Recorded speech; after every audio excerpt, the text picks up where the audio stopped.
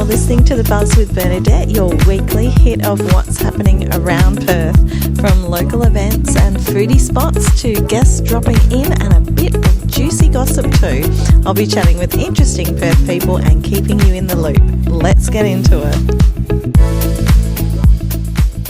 No swearing?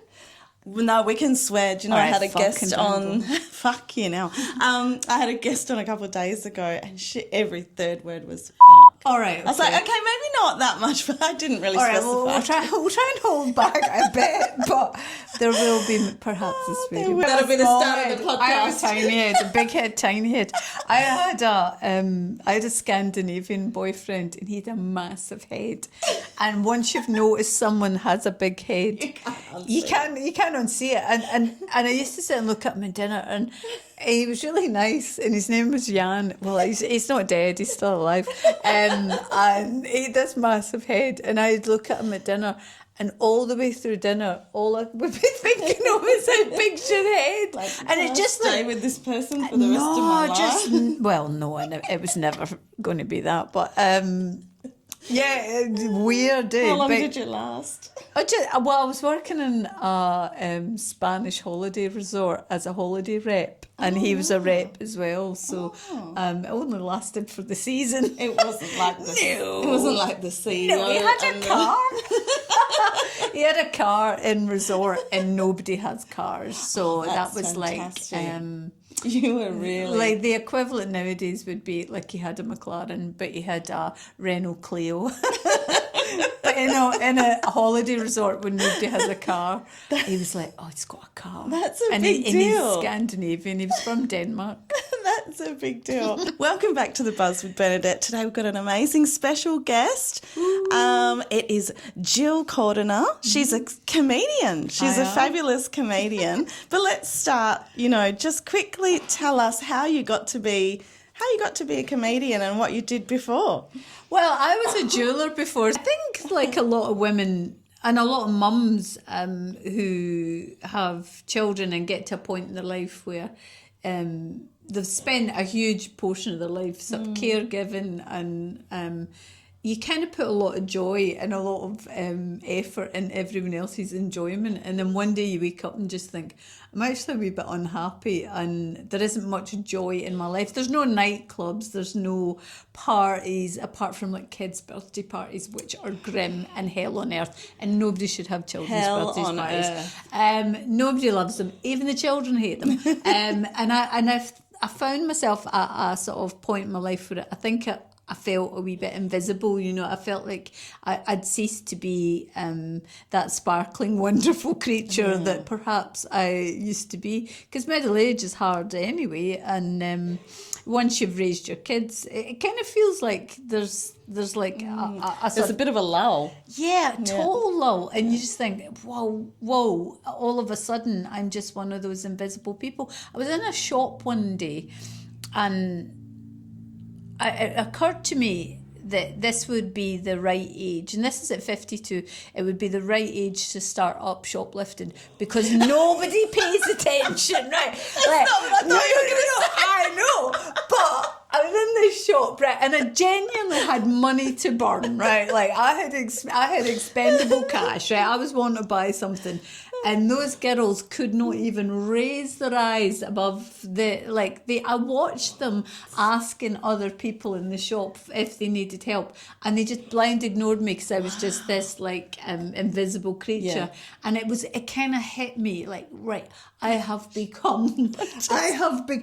you start That's to the dress. gift that keeps on giving. When you start to dress like quite like hiding everything. Everything's I know. Look, I'm sitting here with my arm here. You start to wear drapey clothes, linen creeps into the wardrobe. You get, you put on weight, you feel a wee bit like self-conscious, you dress down, and then eventually you become the invisible man, and as I say, you'd be the perfect spy or shoplifter because nobody's watching you. And it kind of hit me really quite hard.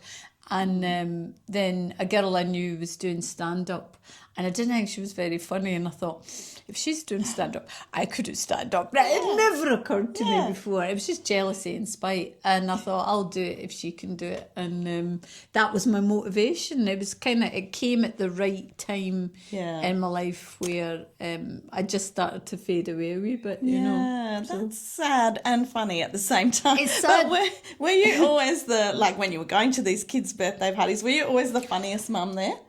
Did you always have the group of ladies around you just cackling? I think I always was that person who was awkward in social situations. Like, I could never just sit at a table and have normal conversation with a dozen women like they do, you know. Like, I'd always feel really uncomfortable and then just end up cracking stupid jokes to make me feel less awkward, but make me more awkward in the process. And it sort of like breaks the ice as well. It is, but it's like in the process of trying not to be awkward, I always came across as being twice as awkward, twice then you as thought, weird. Why not be awkward on stage and have everyone laugh at me? I think all my life I said the wrong things at the wrong time. I always looked for shock value. Like, I did. And I don't know why. Like, I didn't... Like, it was kind of like a deflection on being socially awkward. I would just say dumb shit and just think, oh, why did I say that? But I could feel myself like a moth to the flame. Yeah. Like, I could hear someone say a line and I couldn't resist coming up with something that was really inappropriate. Birthday parties, kids' birthday parties. I was always like a dreadful show off, and I don't know. It was something. I think if my parents had let me do drama as a kid, I'd have been fine. I'd have got it out of my system. That would have streamlined you. But then, did you find after you lost all your real friends? Didn't have any. Did you then, associate with the people that more got your humour? Do you know what? Here's the funny thing, right? Comedians are a strange mix of people, right? Like, they are... when you do gigs and you're on with, 5 or 6 people, these are people you'd never, in your walk of life, ever associate with, hang out with. Your friends become people... You'd never, as like a woman in their 50s, you're not hanging out with 20-year-old guys, right? Questionable. Or, people, everybody's on the spectrum. Everybody's got like mental health issues. Everybody's a wee bit weird. There's drugs. There's, it's the weirdest collection of people. Yeah. And the only connection we have is comedy. Yeah. And weirdly, I feel more at home around those kind of people than necessarily like people who on paper would look like a good fit for me. Yeah. I'm still awkward around people my age, my demographic. I can actually totally relate with what you're saying because, I've been in content creation scene for quite a while and I'm hanging out with people like yourself, that are all different ages, all different. They could be on the spectrum. They could be having ADHD.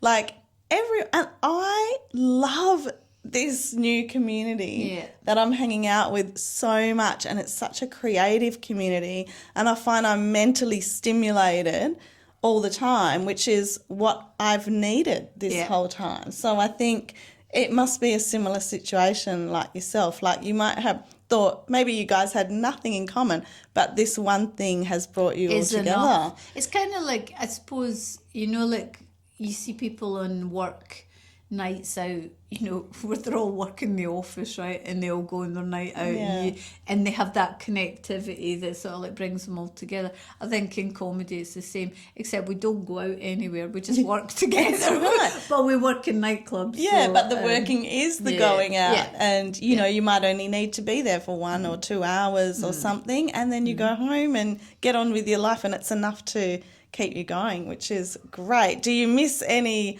part of your old life, like the jewellery? Or I do. I think I would at some point like to make jewellery again and paint again, but for fun as opposed to for a living. I'd like to get a wee studio and then just potter about in that. Comedy used to be the hobby. and jewellery and art was the job. And then I'd like it to flip around, and I play golf now as well, which is just the most ridiculous thing, because I've always thought golf was pathetic, right? I had a dim view of golf, and now I've just been totally sucked into it. That's so good. That could be my next step. Who knows? Well, you never know. There's a lot of men play golf, and I wouldn't say that was my motivation, but there is a lot of men play golf. But I tell you, it's hard to look sexy on the golf course. The golf attire. Golf attire is polo shirts. Now, I don't know about you, but I've never had a polo shirt in my... I remember when I was at school, we had a PE teacher called Margaret who wore polo shirts, and I think she was gay, but we didn't know what gay was. So I know. we always associated that type of lady with the polo shirt, right? And she probably was a lesbian, but we didn't know what lesbians were. Like, lesbians wasn't I thought George Michael was straight when I was in school. So did I. I fancied him I was massively. so disappointed.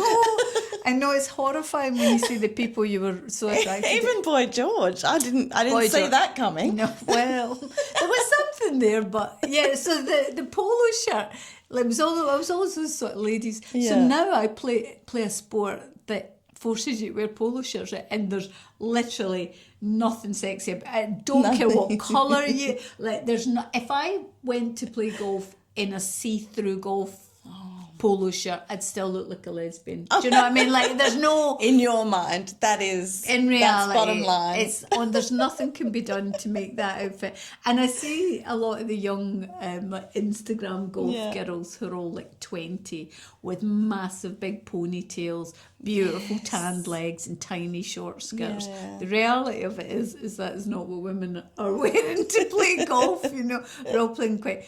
polo shirts and sort of skirts. Have you got one of those electric? I've noticed now that they've got the electric caddies. I hate them. It looks weird. I see men with them and they think they're the coolest thing. Yeah, I know. And I just think it's a gadget. It's just so pathetic. And what does your husband think about you getting into comedy? Well, we're in the process of getting divorced, so... Right here. The divorce is... Oh, no. Well, I know it's fine. Gee. He gave me... Like, I do a wee joke about it, which kind of sums up, I suppose, is he gave me an ultimatum. He said, it's me or the comedy, and here I am. So the one thing that's giving you joy in life. Well, not all relationships enjoy seeing their partner flourish. I think I don't think he ever really saw the purpose. I don't think he thinks it's a real job. I know he doesn't. Yeah. But I don't think the comedy was really to do with what our marriage split up. I think we just drifted apart. I was thinking, we were married 20 years, you know, and we had 2 lovely kids, and I don't see it as a failure, but it came to its end, you know. Sometimes you only have a 10-year, 20-year contract. You know. I mean, what more can you do? You know, you can have a Labrador and you can love that Labrador, but one day it will die. That's right. And you have to be prepared to get another dog. As women, I think we always have to be prepared. You always have to know that one day that Labrador won't be around anymore, and you'll get a spaniel, and you'll always wonder why you bothered with a Labrador. Exactly. Now, I met you at Comedy Lounge. You did. There was a whole roundup of comedians, and I just thought, oh my God, there was a couple of good ones in there. You were one of my favourite, because you were just going for it. You were blunt, you were a bit cheeky. Bit cheeky. And I just loved it. And I thought, oh, right, got to hop on stage and interview you. And, yeah, you just were really relatable. And I think, you know, I don't know, is there a lot of comedians, like, around your age or doing those kinds of... No, I mean, I do think...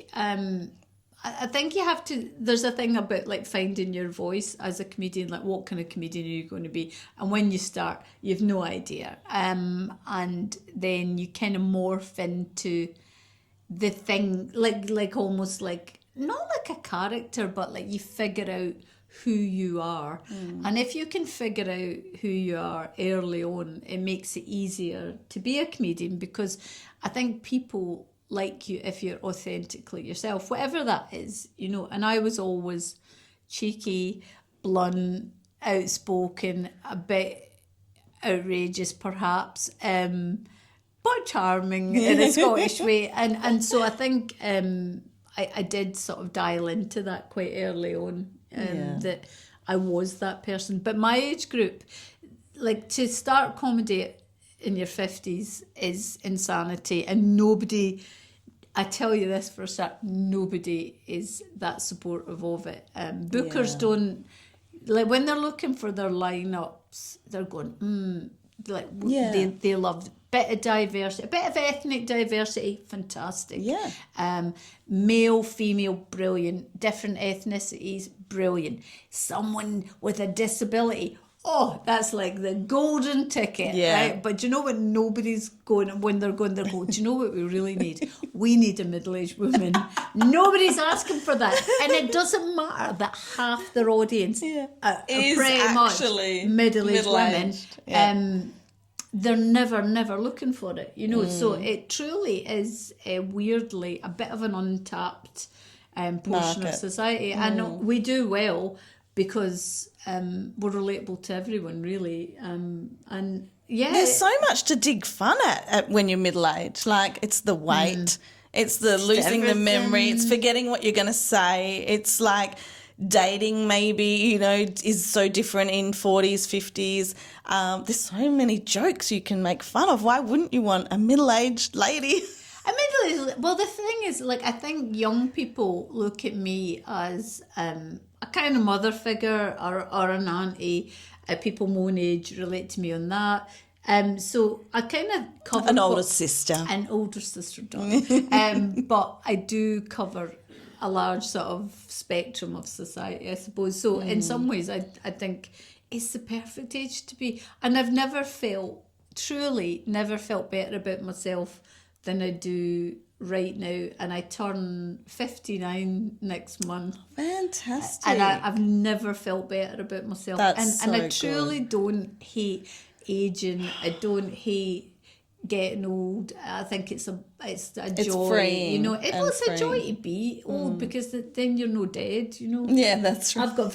I've got friends that, you know, never made it as long as me, so I always think, I'm lucky, you know. Yeah, like, well, that's right. I don't shy away from my age, you know. I don't try and pretend I'm younger than I am, because I'm not ashamed of what I am. Did you find it harder turning 50? Or was there a point after turning 50 that you became more comfortable with your age, or it's just never bothered you?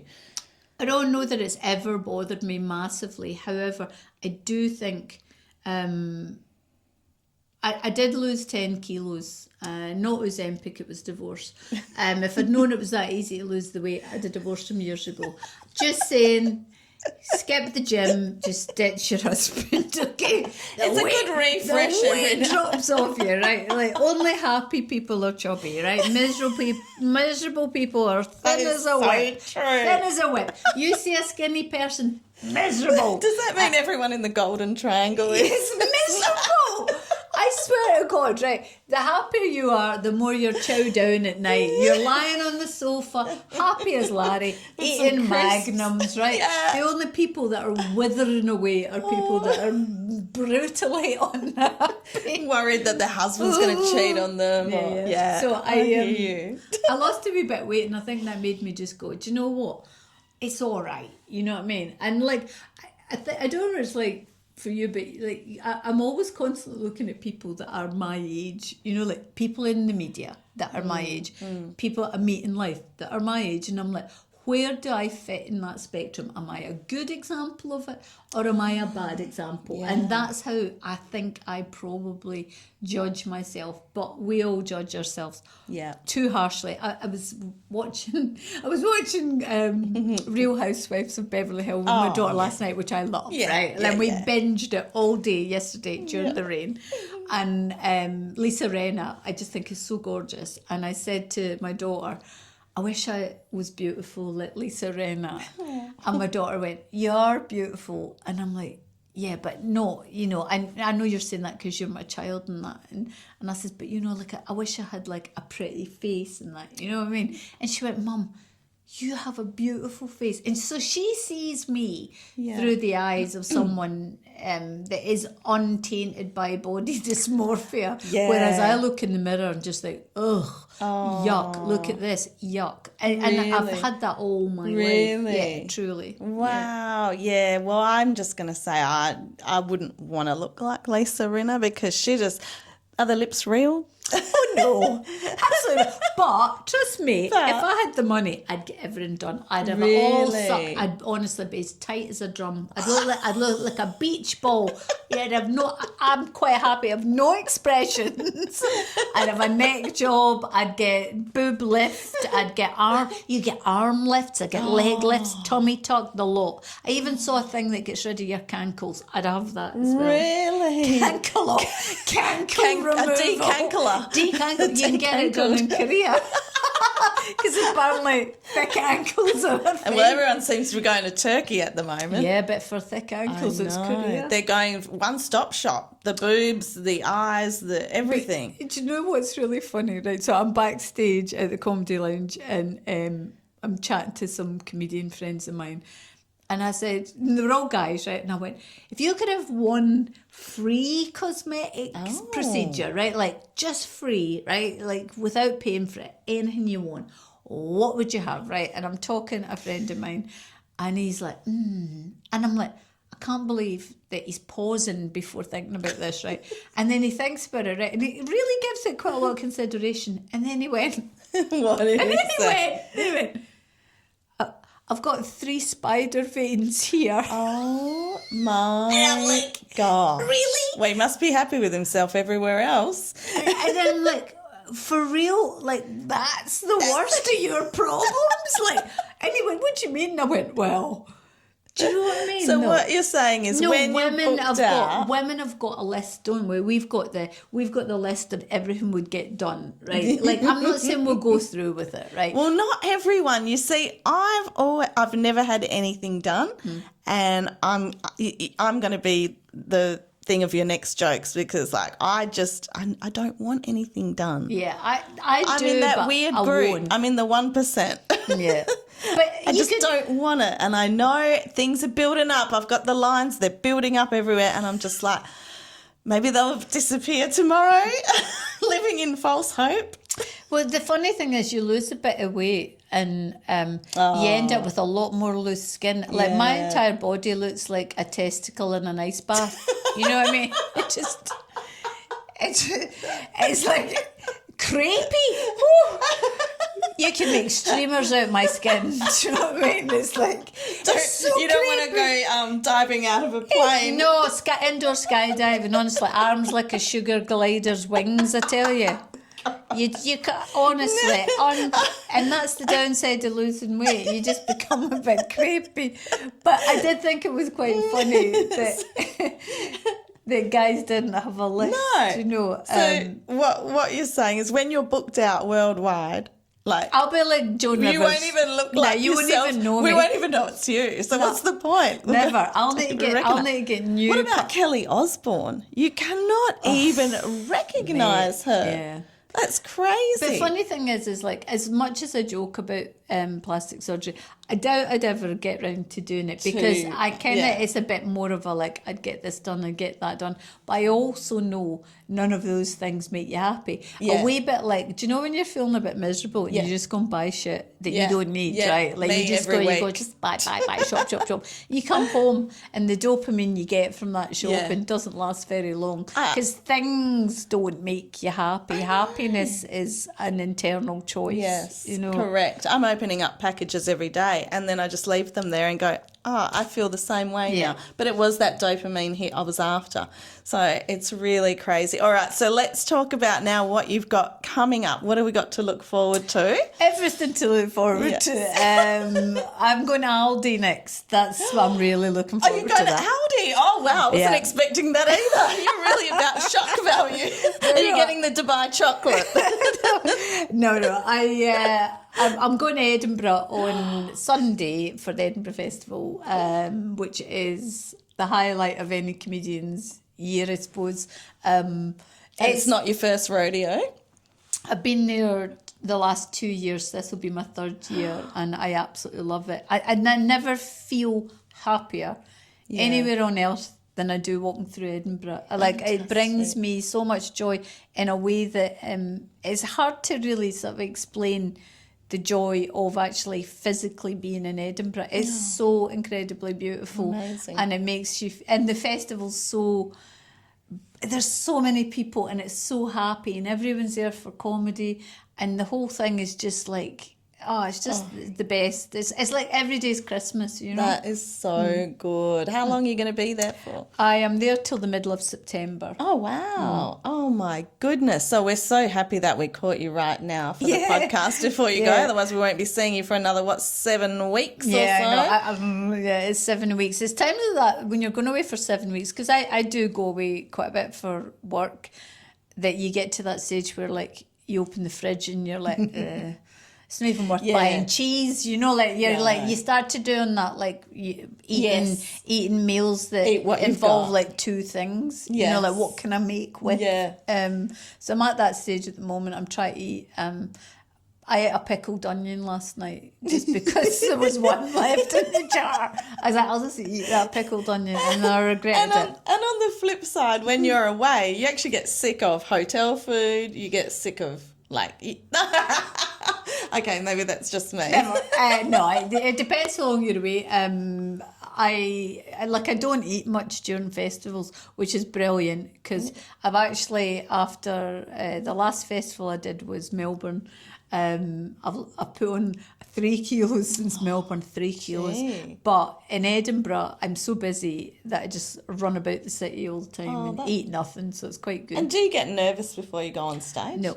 Oh, wow. So how's that? Give me some tips. Do 1 million gigs. It's just it's constantly working.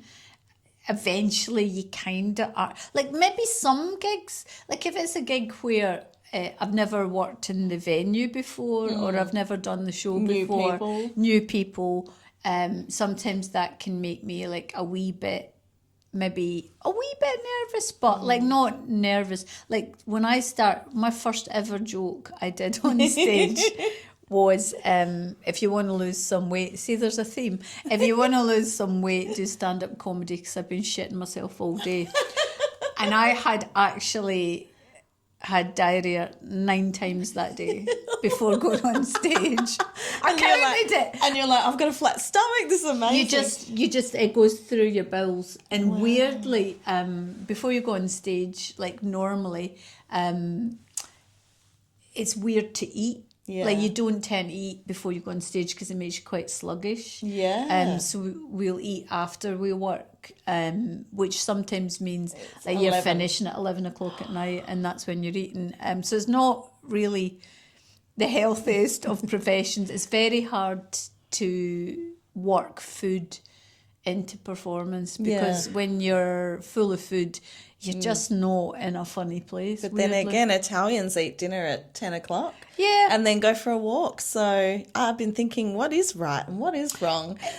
You know, rock star lifestyle. I think, it is that. And it's just that sort of like trying to figure out like when you're going to eat and what you're going to eat and what's available. And sometimes, that's right. You know, it's just... Could be 2-minute noodles. But I don't really get so nervous anymore. But I used to get terribly nervous. What about the first time? The first time I did it, I downed 2 gin and tonics in the space of about 10 minutes and went on stage. I remember that. Yeah.